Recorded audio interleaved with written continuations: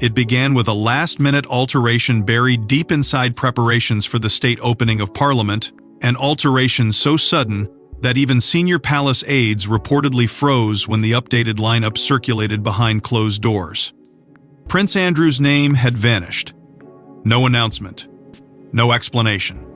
But according to whispers moving through Westminster corridors and Kensington briefings alike, this was no scheduling adjustment. It was Prince William making his first unmistakable move toward a monarchy with no place left for scandal. Before we go deeper into what this really means for the royal family, make sure to subscribe so you don't miss a single update. Reports suggest the discovery was made during the final stages of ceremonial planning, when updated seating placements, security pathways, and carriage assignments were quietly redistributed among senior officials preparing for one of the monarchy's most symbolically important occasions.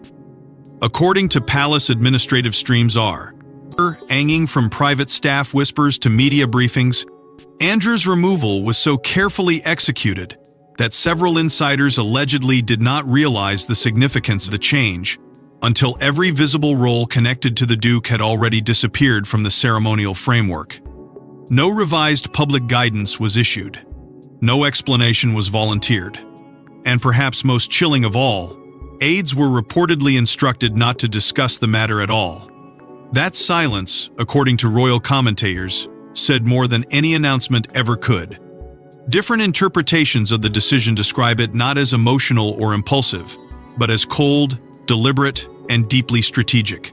Prince William, increasingly carrying operational authority during King Charles III's ongoing health struggles, is now reportedly taking a far greater role in shaping the monarchy's public future than many inside the institution expected this early. Sources close to Westminster insiders whisper that William had become singly frustrated by what he allegedly viewed as recurring distractions surrounding Andrew's continued symbolic association with senior royal occasions. The state opening of Parliament, with its centuries of ritual, constitutional symbolism, and global visibility, was reportedly seen as a moment where even the smallest controversy could dominate headlines and fracture public trust. Palace insiders claim William wanted absolute discipline surrounding the event. No uncertainty, no divided headlines, no lingering shadows hanging over the institution while the monarchy itself is already navigating one of its most fragile periods in decades. Courtiers allegedly described the decision as symbolic as much as practical. Andrew's absence was not simply about removing a figure from public sight. It reportedly represented something larger quietly taking shape behind palace walls, a restructuring of royal visibility itself.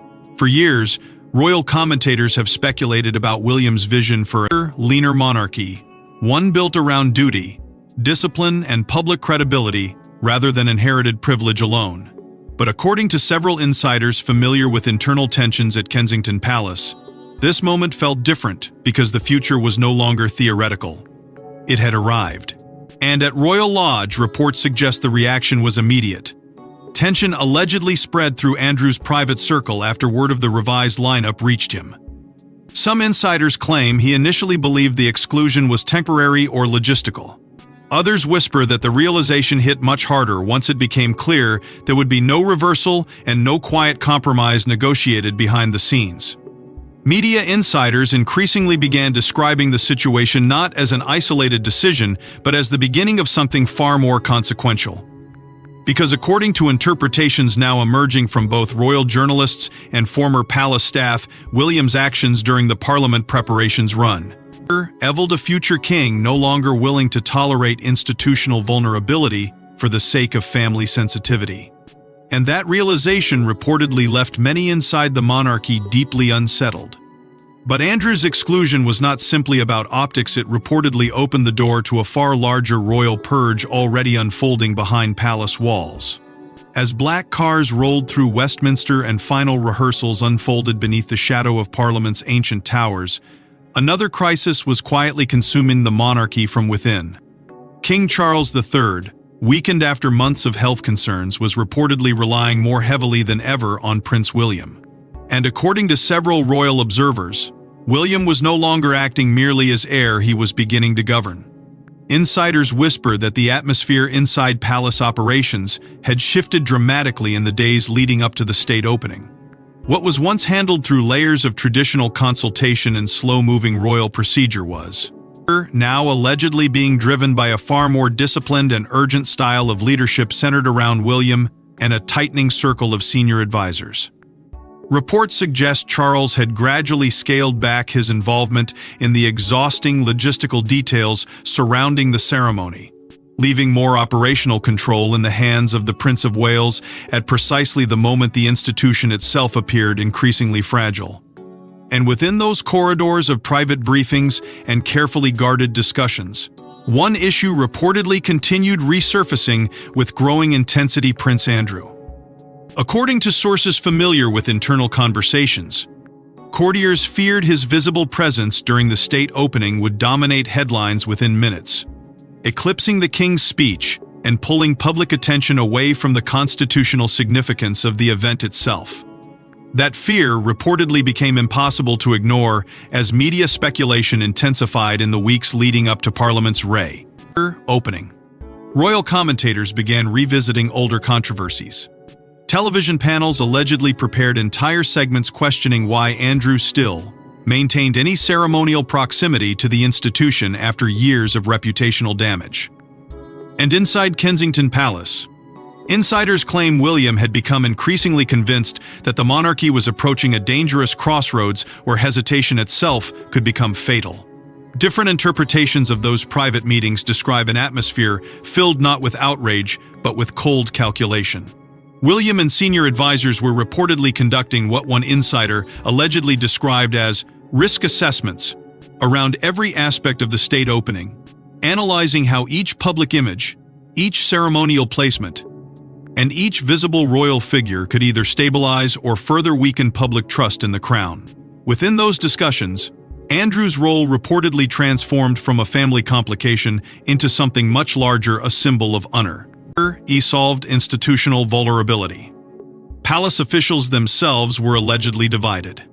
Some remained deeply loyal to Charles's more cautious and emotionally complex approach toward his brother, believing complete exclusion would deepen existing fractures inside the family during an already painful period for the king. Others reportedly rallied behind William's harder line, arguing that the monarchy could no longer afford ambiguity, while public confidence remained so fragile. According to whispers circulating among royal staff, tensions between the old guard and William's emerging leadership style became impossible to hide. One side feared ruthless modernization. The other feared institutional collapse through inaction. And hovering over all of it was Charles himself, reportedly exhausted, emotionally strained, and increasingly caught between personal loyalty and the brutal realities of preserving the monarchy's future. The state opening therefore became more than ceremony, it reported. Lie evolved into a silent test of what kind of reign Britain may eventually receive under William. Some insiders interpreted the removal of Andrew as a warning shot. Others saw it as the beginning of a larger restructuring already quietly unfolding behind closed doors. But nearly everyone inside palace circles appeared to agree on one thing. The balance of power was shifting faster than the public fully understood. William was no longer simply preparing for the future from a respectful distance. According to several royal observers, he was actively shaping it in real time, while the institution still struggled beneath the weight of crisis, illness, scandal, and fear. And behind those discussions sat one uncomfortable reality: William reportedly believed the monarchy could no longer survive while carrying Andrew's shadow beside it. According to whispers emerging from Royal Lodge, the moment Prince Andrew realized he had been cut from the state opening lineup was devastatingly quiet. No confrontation, no dramatic meeting. Just a revised ceremonial document placed before senior staff one where his position no longer existed. After years of shrinking visibility, this reportedly felt different. Permanent, intentional, final. Sources close to palace operations suggest the realization unfolded not through a direct conversation from the king or Prince William, but through a slow and unmistakable unraveling of Andrew's ceremonial presence piece by piece. First came the revised operational schedules, then the updated transport arrangements, and finally, According to insiders familiar with internal planning discussions, the removal of associated security positioning tied to his expected attendance. By the time aides allegedly connected the changes together, the decision itself had already hardened into reality. Reports suggest Andrew initially believed he would still retain at least a limited appearance during the state opening, perhaps a carefully managed role distant from the central spotlight but visible enough to preserve the symbolic illusion that he remained connected to the institution. But according to interpretations now circulating through royal circles, William's office had no intention of leaving room for ambiguity. Several insiders claim requests to revisit or soften the decision were quietly dismissed almost immediately. No emotional debate, no public humiliation, just silence, cold and disciplined silence. And inside Royal Lodge, that silence reportedly settled like frost. Staff members allegedly described the atmosphere in the residence as icy intense in the days leading up to Parliament's opening. Some insiders whisper that Andrew became increasingly withdrawn as the implications of the exclusion grew impossible to ignore. Others claim frustration began spreading among those closest to him, many of whom reportedly believed the monarchy was gradually erasing him from public life one ceremony at a time. For Andrew, according to several royal commentators, this moment reportedly carried a humiliation deeper than previous setbacks because it struck directly at identity rather than privilege. Titles could survive scandal. Residences could survive criticism. But exclusion from the state opening of Parliament, the beating ceremonial heart of constitutional monarchy, reportedly felt like something far more final. It was not merely about missing an event. It was about being removed from relevance itself. Different interpretations emerging from former palace staff and royal journalists increasingly framed the move as William drawing what one courtier allegedly described as a line in the sand. According to those whispers, the Prince of Wales no longer viewed Andrew's situation as a temporary reputational problem waiting for time to heal. Instead, reports suggest William had begun treating the controversy surrounding his uncle as an ongoing institutional liability capable of damaging every public appearance connected to the crown. Comparisons even began emerging between Andrew's isolation and Prince Harry's gradual separation from royal life. Though the circumstances remained vastly different, commentators noted a similar pattern unfolding beneath the surface: reduced visibility, shrinking ceremonial access, and the slow tightening of institutional distance around figures increasingly viewed as incompatible with the monarchy's future direction. For palace traditionalists, the development reportedly felt deeply unsettling. For William's allies, it allegedly represented necessary discipline during one of the monarchy's most vulnerable modern chapters. Yet through all the speculation, insiders claim Andrew himself struggled most with the realization that the decision appeared irreversible. There would be no dramatic rescue from Charles. No quiet compromise negotiated through family loyalty. No sudden shift in public strategy. The machine had already moved forward without him.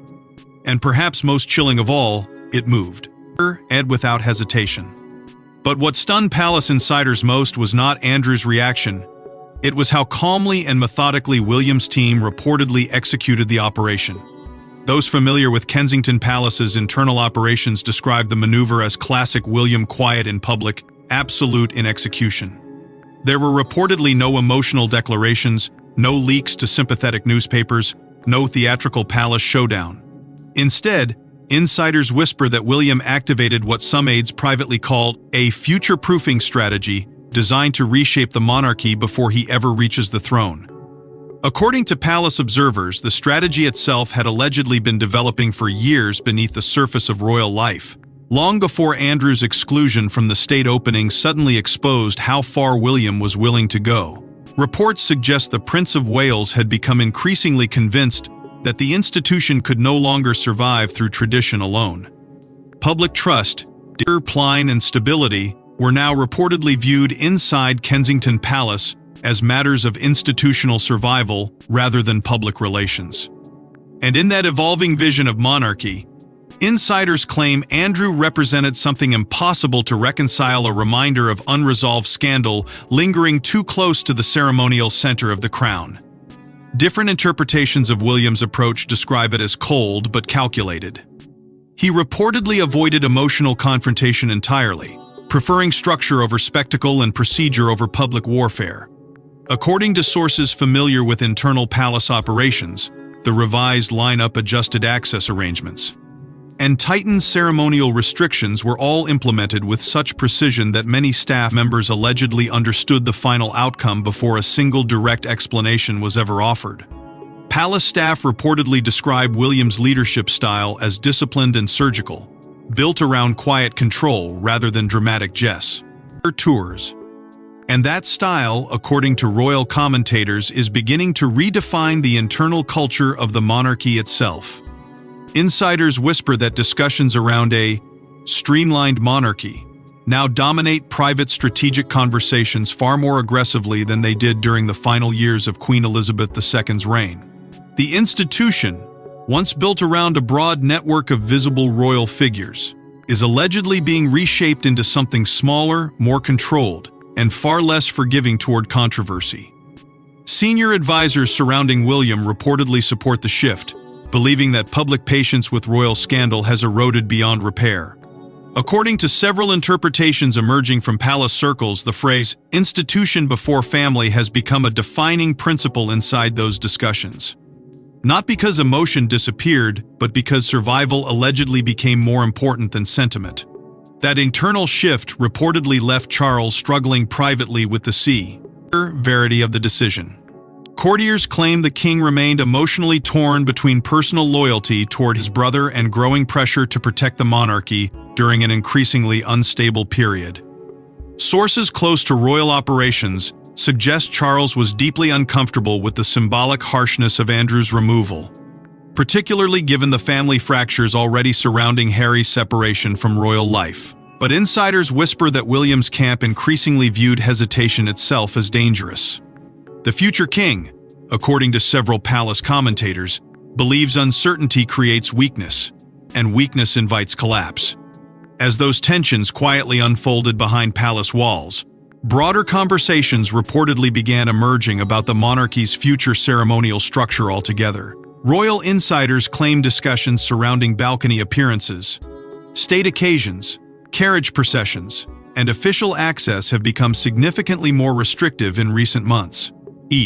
Her RY appearance is allegedly being re-evaluated through the lens of risk, optics, and institutional credibility. And at the center of all those calculations stands William, increasingly viewed not as a passive heir waiting respectfully in the background, but as an active architect already reshaping the crown around his own philosophy of control. Royal commentators now describe Andrew's exclusion as William's strongest assertion of authority, yet because it demonstrated something many within the institution had only suspected before, that the transition toward the next era of monarchy may already be happening in real time, quietly, methodically, without warning. Yet even as Andrew disappeared from the ceremonial stage, another fear reportedly began spreading through royal circles who might be next. The removal reportedly sent shockwaves far beyond Westminster. Inside palace residences, among private secretaries, household staff, and extended royal circles, the message was understood immediately. The era of tolerated liabilities may be ending. And according to several interpretations emerging from royal insiders, William was no longer preparing for the future quietly, he was beginning to enforce it. Reports suggest the emotional aftershock spread through royal circles with astonishing speed once Andrew's absence from the state opening became undeniable. What initially appeared to the public as a simple ceremonial adjustment reportedly evolved behind palace walls into something much more explosive, a warning about the monarchy's changing philosophy under the future king. Inside Kensington Palace, according to whispers from staff and advisors, the conversation was no longer centered solely around Andrew himself. The deeper question had become far more unsettling. If Prince William was willing to remove the king's own brother from one of the monarchy's most sacred constitutional ceremonies, then where exactly would the limits of his authority end once he finally ascended the horse? That fear reportedly began dividing senior royals in ways rarely visible to the outside world. Some insiders allegedly viewed William's actions as necessary discipline during an era where every public mistake threatens to spiral into international crisis within hours.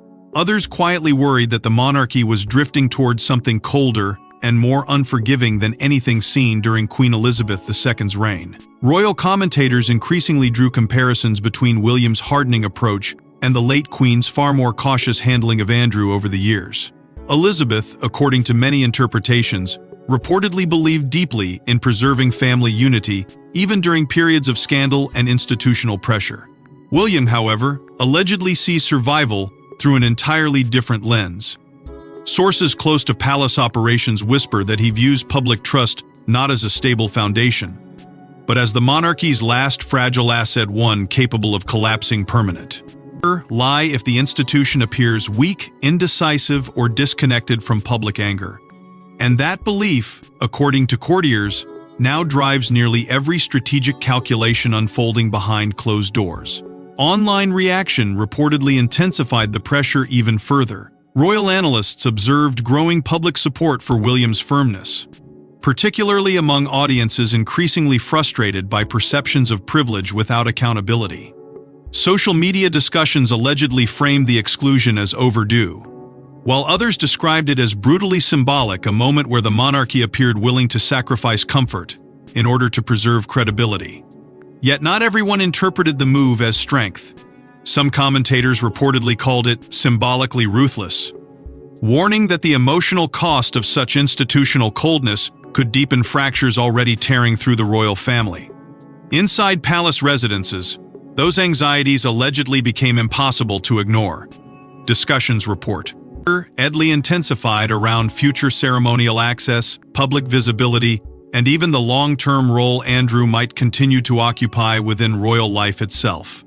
Would he disappear further from official duties? Would future balcony appearances quietly narrow again?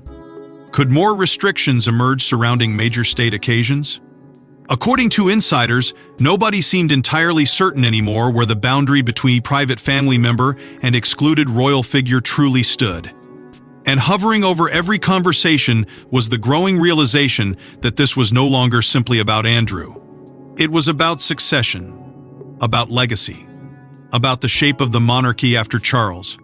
Courtiers claim William increasingly views the institution through the language of survival rather than sentiment, believing the crown must evolve aggressively or risk becoming permanently weakened by scandal, division, and public resentment. Some insiders even whisper that a broader restructuring of ceremonial roles may already be quietly underway beneath the surface of current events. Because once a future king proves willing to redraw the boundaries around one royal figure, the possibility of wider change suddenly becomes very real. But the deepest significance of Andrew's removal may not lie in the ceremony itself. It may lie in what William is preparing the monarchy to become. For years, Prince William was portrayed as patient, cautious, and quietly modern. But according to palace observers, the state opening decision revealed something colder beneath that restraint. A future king reportedly willing to sacrifice comfort, tradition, and even family relationships if he believes the institution itself is at risk. Reports suggest that realization spread through royal circles with a mixture of admiration and unease in the hours after Andrew's exclusion became impossible to ignore. For decades, William had largely cultivated an image of controlled calm, carefully avoiding the kind of dramatic public clashes that would have been a major scandal at consumed other branches of the family. Even during moments of enormous institutional pressure, insiders often described him as measured rather than aggressive. But according to several interpretations now emerging from palace staff and royal commentators alike, the Parliament decision exposed a far more uncompromising philosophy quietly forming beneath the surface for years. Sources close to Kensington Palace whisper that William has become intensely focused on restoring long-term public confidence in the monarchy, at a time when trust in institutions across Britain appears increasingly fragile. Within that strategy, the crown is reportedly no longer being presented as a sprawling royal network protected by inherited status alone. Instead, insiders claim the monarchy is being reshaped into something smaller, more disciplined and more tightly controlled than at any point in recent modern history. Royal scandals, according to palace observers, are now viewed internally not as temporary embarrassments but as existential threats capable of permanently weakening the institution's legitimacy. And because of that shift in thinking, Andrew's exclusion reportedly carried a meaning far beyond one ceremony or one disgraced royal figure. Different interpretations of the move describe it as symbolic institutional cleansing, a message that public accountability may soon outweigh private loyalty inside the future monarchy William intends to lead. That transformation, however, reportedly came at enormous emotional cost behind palace walls. Courtiers claim Charles remained deeply conflicted throughout the process, caught painfully between compassion for his brother and relentless pressure surrounding the monarchy's reputation. According to whispers from those familiar with internal discussions, the king allegedly struggled with the cold finality surrounding Andrew's removal, particularly given his long-standing instinct to avoid deepening family wounds whenever possible. Yet the atmosphere around him was reportedly changing rapidly. Younger palace advisors increasingly encouraged firmer accountability, arguing that hesitation no longer protects the institution but instead prolongs public distrust. Sources suggest those advisors view William's harder line not as cruelty, but as survival strategy during one of the monarchy's most vulnerable transitions in generations. Royal experts now openly speculate that William's reign could look dramatically different from both Charles's and Elizabeth's. Less ceremonial excess, fewer tolerated controversies, tighter visibility, greater institutional discipline, and perhaps most importantly, far less patience for figures perceived as damaging public confidence in the crown. That evolving philosophy reportedly turned the state opening itself into something unexpectedly historic. What should have been remembered primarily as a constitutional ceremony gradually transformed into a defining image of transition and control, a moment where many insiders suddenly realized that William was no longer cautiously observing the future from a respectful distance. He was already shaping it, quietly, ruthlessly, methodically. And perhaps the most unsettling part for those within royal circles was not simply Andrew's disappearance from the ceremonial stage, but the realization that William appeared entirely prepared to endure the emotional consequences if he believed it protected the institution itself. The monarchy, according to insiders close to Kensington Palace, is now entering a period where sentiment may no longer outrank survival. And as Parliament opened beneath centuries of royal ritual, many insiders reportedly realized they were witnessing more than a ceremony, they were witnessing the beginning of William's monarchy. Behind the gold carriages, military precision, and centuries-old pageantry, insiders claim the palace itself has become increasingly divided. One side reportedly believes Andrew's removal was necessary to protect the crown. The other fears the monarchy is entering a colder era, one where sentiment no longer shields blood relatives from institutional survival. Reports suggest the fracture inside royal circles became more visible in the days following the state opening, as private conversations behind palace doors allegedly turned sharper, more emotional, and increasingly political. According to several interpretations emerging from royal staff and longtime courtiers, the monarchy now appears trapped between two competing instincts: preserve the human bonds of family loyalty, or protect the institution at any cost before public trust erodes beyond repair. And for many inside the palace, that conflict no longer feels theoretical. It feels immediate. Senior traditionalists reportedly remain deeply uncomfortable with William's increasingly aggressive approach toward internal discipline. Sources close to former palace households whisper that some older advisors fear the monarchy risks becoming emotionally detached from the very principles of stability and continuity that once defined it. They allegedly view the quiet removal of Andrew not simply as a strategic decision, but as part of a broader cultural shift inside Kensington Palace, where personal relationships are beginning to matter less than institutional optics. Comparisons have reportedly emerged to some of the monarchy's darkest historical internal fractures, moments where royal figures gradually drifted into ceremonial isolation while the institution publicly moved forward without them. Those whispers, according to insiders, have created deep unease among older members of the royal establishment who still remember the emotional scars left behind by previous family exiles and public humiliations. Yet on the opposite side of the divide stand younger advisors and modern palace strategists who reportedly view William's actions very differently. According to sources familiar with internal discussions, Many within the Prince of Wales's circle believed the decision was not only necessary but overdue. To them, Andrew's continued symbolic proximity to major state events represented a dangerous contradiction at a time when the monarchy is already fighting to preserve relevance and credibility in a rapidly changing public climate. Those advisors allegedly argue that every unresolved controversy now carries the potential to destabilize the crown itself. And because of that, they reportedly see emotional hesitation as a luxury the institution can no longer afford. Painfully between those opposing forces stands King Charles III. Courtiers claim the emotional strain surrounding Andrew's exclusion has weighed heavily on the king during an already exhausting period dominated by health concerns, constitutional pressures, and growing uncertainty about the monarchy's future. According to whispers emerging from palace circles, Charles has reportedly struggled to balance compassion for his brother against counting pressure from advisors, public opinion, and William's increasingly assertive vision for the future crown. Some insiders even suggest the king privately fears that once ceremonial boundaries begin tightening around one family member, the process becomes difficult to stop.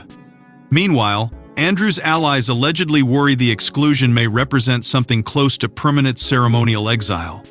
Questions continue swirling through royal circles about future public appearances, access to official events, and whether the monarchy is quietly preparing for even stricter limitations in the years ahead. Palace staff, according to reports, have been instructed to maintain absolute message discipline surrounding all discussions tied to Andrew's status. No freelancing. No unofficial reassurances. No contradictions. That silence itself has reportedly deepened speculation that larger institutional changes may already be underway beneath the surface. Public reaction, however, appears to have strength, then William's confidence rather than weakened it. Support for firmer accountability reportedly continues growing among audiences who increasingly view royal survival as dependent on visible discipline rather than inherited protection. And inside palace corridors, some insiders now whisper something even more chilling, that Andrew's removal may represent only phase one of broader changes still waiting to emerge. But while debate consumed palace corridors, William himself reportedly remained focused on one brutal calculation: the monarchy cannot ask for public trust while protecting unresolved controversy. As the doors of Parliament closed and cameras captured the ancient spectacle of monarchy meeting government once again, one absence overshadowed every jeweled robe and ceremonial trumpet. Prince Andrew was gone from the lineup. And according to many royal observers, the silence surrounding that absence spoke louder than any official statement ever could. Reports suggest that within palace walls, the meaning of that silence was understood almost immediately. What the public witnessed as a ceremonial adjustment was reportedly interpreted internally as something far more historic, a defining symbolic moment in Prince William's rise from future heir to active architect of the monarchy's next era. According to insiders familiar with private royal discussions, the exclusion of Andrew marked what some courtiers allegedly described as the point of no return, the moment where the institution quietly crossed from cautious preservation into deliberate transformation. For years, the monarchy had attempted to navigate scandal, public distrust, generational fractures, and internal division through patience, distance, and carefully measured responses. But as Charles's illness reportedly accelerated the transfer of operational influence behind the scenes, William's philosophy appears to have emerged with increasing clarity and force. Sources close to palace operations whisper the Prince of Wales now views institutional survival as the defining challenge of his future reign. And within that worldview, unresolved controversy is no longer seen as manageable background noise. It is viewed as a direct threat to public confidence in the crown itself. Royal commentators increasingly believe the state opening became the clearest preview yet of the monarchy William intends to build. Smaller, tighter, more disciplined, and perhaps emotionally colder than anything the institution has experienced in generations. According to interpretations now spreading through both royal media and palace circles, Andrew's disappearance from the ceremonial stage symbolized more than the downfall of one prince. It symbolized a brutal shift in priorities. Tradition, bloodline, and personal loyalty may still matter inside the House of Windsor, but reports suggest they are no longer guaranteed protection when weighed against public trust and institutional credibility. That realization reportedly sent a chilling message through every level of royal life. If a senior royal born into the direct bloodline of the monarch himself could be quietly removed from one of Britain's oldest constitutional ceremonies, then the boundaries surrounding status, visibility, and privilege had fundamentally changed. And according to some insiders, William appears entirely aware of the weight of that message. Public trust, royal observers claim, has become his central obsession. Every appearance, every role, every ceremonial detail is allegedly now filtered through one overriding question. Does this strengthen the monarchy's future or weaken it? That philosophy reportedly explains why commentators increasingly speculate future royal ceremonies could become even more restricted in the years ahead. Fewer visible figures, less tolerance for controversy, more rigid accountability. To William's supporters, this represents necessary modernization during an age where public patience is dangerous. Sly thin.